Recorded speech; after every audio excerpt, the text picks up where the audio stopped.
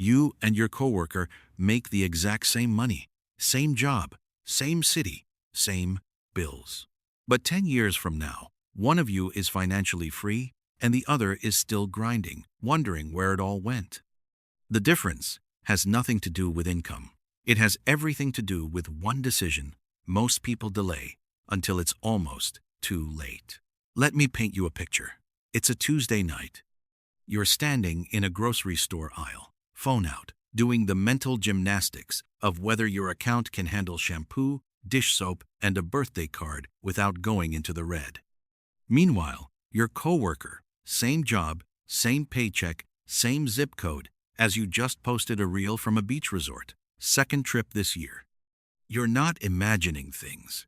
You're not doing anything obviously wrong. So, what is going on? Here's the uncomfortable truth. Your coworker probably isn't secretly wealthy. They didn't inherit a fortune, and they're not drowning in credit card debt to look good on Instagram.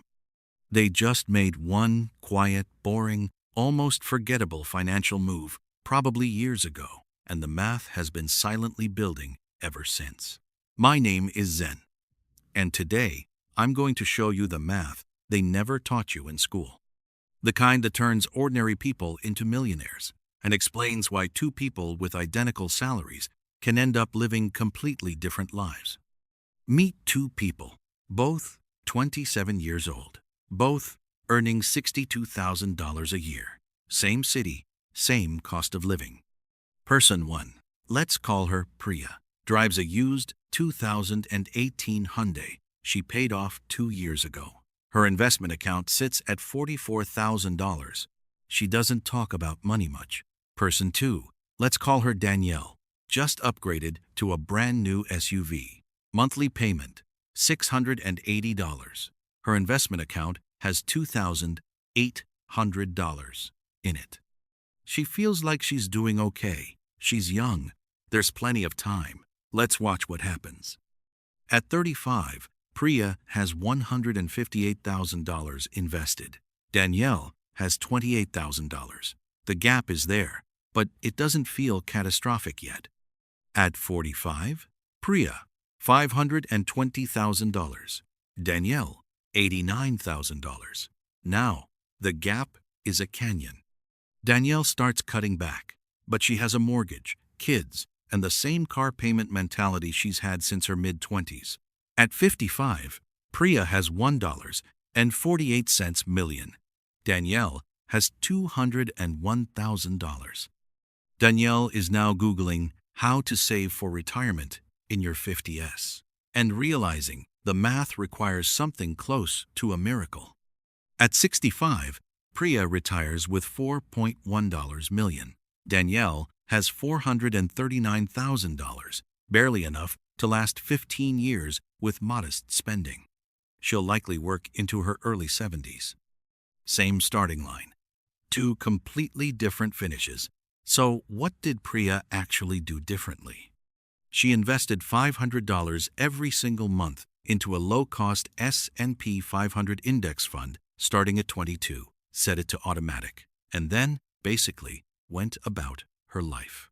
That's the whole secret. Danielle spent that same $500 on a car payment every single month for 20 years. But I don't have $500. I know, I hear you, and here's where this gets a little uncomfortable. You probably do have it. You're just spending it in ways that disappear. The average person in America spends around $270 a month on subscription services. They barely use streaming platforms, apps, gym memberships that are basically donations at this point. Add in an average monthly spend of roughly $290 on takeout and food delivery, and you've already found more than $500 without touching anything that actually matters to your quality of life. But here's the real gut punch. That $290 you spend on delivery apps isn't $290. At a 10% average annual return over 30 years, it's $654,000. You're not ordering dinner. You're trading your early retirement for pad thai. Here's the number that stops people cold. If you invest $500 a month for 40 years in an S&P 500 index fund, you end up with roughly $3.1 million. Out of that $3.1 million, you personally only deposited $240,000. The remaining $2.86 million, that's 92% of your total wealth, came from compound interest, from your money making money, which made more money, which made even more money. You planted $240,000. The market grew it into $3 million. The timeline looks like this. After 10 years, around $102,000. After 20 years, $380,000. After 30 years, $1.1 million. After 40 years, $3.1 million. Notice something? The first million takes the longest, but the jump from $1 million to $2 million takes less than 7 years, because now your existing money is doing most of the heavy lifting. The early mover advantage. This part might be the most unfair thing in all of personal finance, and also the most motivating if you're still young. Imagine someone invests $5,000 a year from age 25 to 35, 10 years, then stops completely, never adds another dollar. Someone else waits until 35, then invests $5,000 a year for the next 30 years, 3 times the contribution, 3 times the sacrifice. At 65, who wins? The person who stopped at 35 by about $175,000. The person who waited, even though they did everything right, even though they contributed 3 times more money, still lost, because time in the market is worth more than the amount you put in. That's compound interest punishing patience with a delay. What about crashes? This is the question that keeps intelligent people from ever starting. Let's deal with it directly. The S&P 500 has delivered approximately 10% average annual returns since 1926. That window includes the Great Depression, where the market dropped over 80%. It includes World War II, the oil crisis of the 70s, the dot-com collapse, the 2008 financial meltdown, and a global pandemic. Through all of it, 10% average per year. After inflation, around 7%, which still turns $500 a month into over $1.3 million over 30 years. But here's the piece most people miss. The S&P 500 has never produced a negative return over any 20-year period in history. Not once. Every single crash has recovered. The COVID crash recovered in under 6 months. 2008 took about 5.5 years, but it recovered. And if you're investing monthly through a crash, congratulations. When the market drops 30%, your monthly $500 buys shares at a 30% discount. You're not losing. You're shopping. There's research from JP Morgan showing that if you invested $10,000 between 2003 and 2022 and missed just the 10 best trading days out of more than 5,000, your return would be cut nearly in half. And 7 of those 10 best days happened during bear markets. The people who panic sold during crashes almost certainly missed the recovery. The people who ignored it came out ahead. The market survived 2 world wars, a depression, and a once-in-a-century pandemic. It'll probably survive your anxiety about it. So why doesn't everyone do this? That's the real question, right? If the math is this clear, why does nearly half of America have zero retirement savings? Why is the median $401k balance for people approaching retirement under $90,000? It's not ignorance. It's not laziness.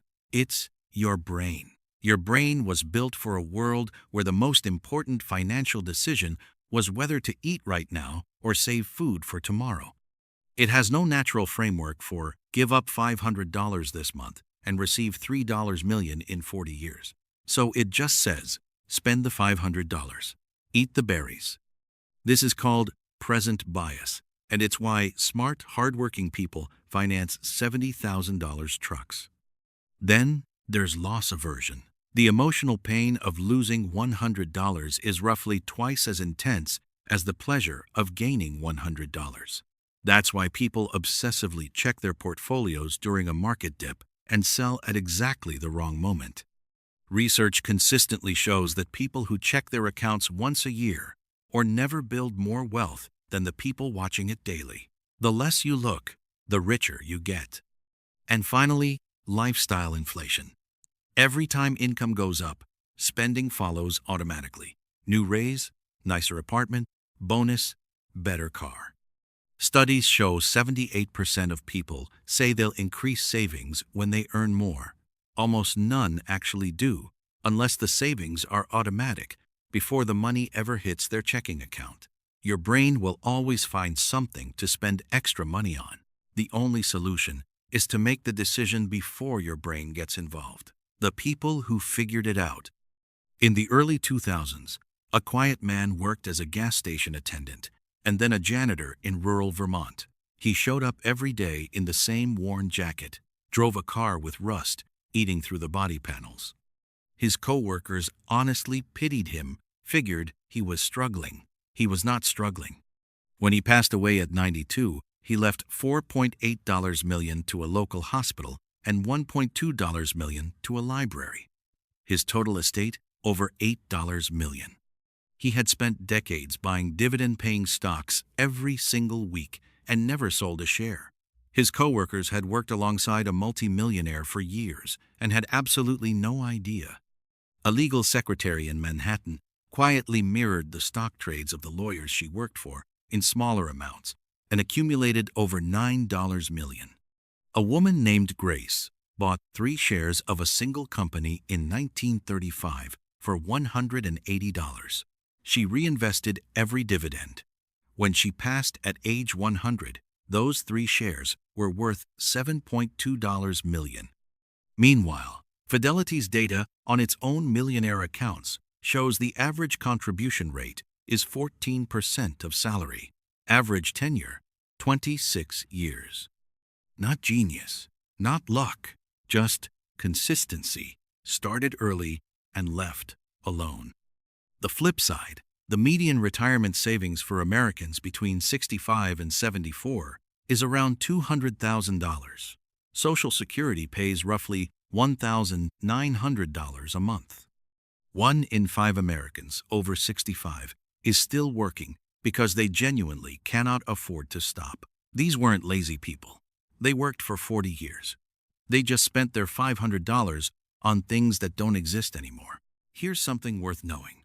The financial industry makes money every time you react. Every trade, every fund switch, every panic sell, there's a fee in there somewhere. They make almost nothing when you buy one low-cost index fund and leave it alone for 40 years. That's why just buy an index fund isn't something you hear in flashy financial ads. Boring doesn't sell. But boring builds wealth. Speaking of boring, let me show you the fee difference that most people completely miss. $500 a month for 30 years in an index fund with a 0.03% expense ratio, around $1.1 million. The same money in an actively managed fund charging 1% annually, about $915,000. Same contributions, same market. $185,000 difference. That gap went straight to the fund manager, who, statistically, probably underperformed the index anyway. The funds you want are simple. Fidelity's FXAIX at 0.015%, Vanguard's VOO at 0.03%, Schwab's SWPPX at 0.02%. Pick one. They all track the same index. They cost almost nothing. And over 30 years, that almost nothing fee difference is worth 6 figures. Where the money actually is. The average new car payment in 2025 is around $740 a month. That $740 isn't $740. Over 30 years, at 10% returns, it's $1.67 million. You're trading $1.7 million for a vehicle that loses a fifth of its value the moment you drive off the lot. Every $100 a month invested becomes roughly $226,000 over 30 years. Every $3.33 a day becomes $250,000. The money is already there. You're just routing it somewhere. That evaporates. How to actually do this? Step 1. Open a Roth IRA. Fidelity, Vanguard, or Schwab. Takes about 20 minutes. A Roth IRA uses money you've already paid tax on. Everything inside grows completely tax-free. On a $1 million portfolio, that's potentially $150,000, $200,000 in tax savings over your lifetime. If you earn under $150,000 single or $236,000 married, this is your first move. Step 2. If your employer offers a 401k match, contribute at least enough to get the full match before anything else. That's free money with a 100% instant return. No investment on earth beats that.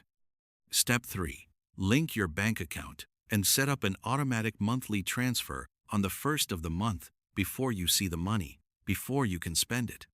Step 4. Buy one S&P 500 index fund, FXAIX, VOO, or SWPPX. Step 5. Stop looking at it. Let the math run. Here's what compound interest does to waiting. $500 a month starting now, over 40 years, $3.1 million. Wait 1 year. You'd need $525 a month to match that outcome. Wait 5 years, $700 a month. Wait 10 years, $1,100 a month. The target moves, and it moves faster than most people ever realize. There's a version of you 40 years from now who is genuinely free, financially untouchable, not anxious about retirement, not calculating whether a trip to the grocery store will overdraft your account, not working at 71 because there's no other option. That version of you already knows what they did differently. And there's another version, same intelligence, same work ethic, who is still grinding because the $500 went to subscriptions and car payments and delivery apps that no longer exist. Both of those futures are available to you. One decision, made today, determines which one becomes real. Open the account, set the transfer, buy the fund, then go live your life and let the math do what math does. That's the whole playbook. No tricks, no shortcuts, just one boring decision made consistently. If this hit different, like it genuinely helps more people find this. Subscribe so you don't miss what's coming next. And drop a comment. What's the one thing you're going to change after watching this? Let's go.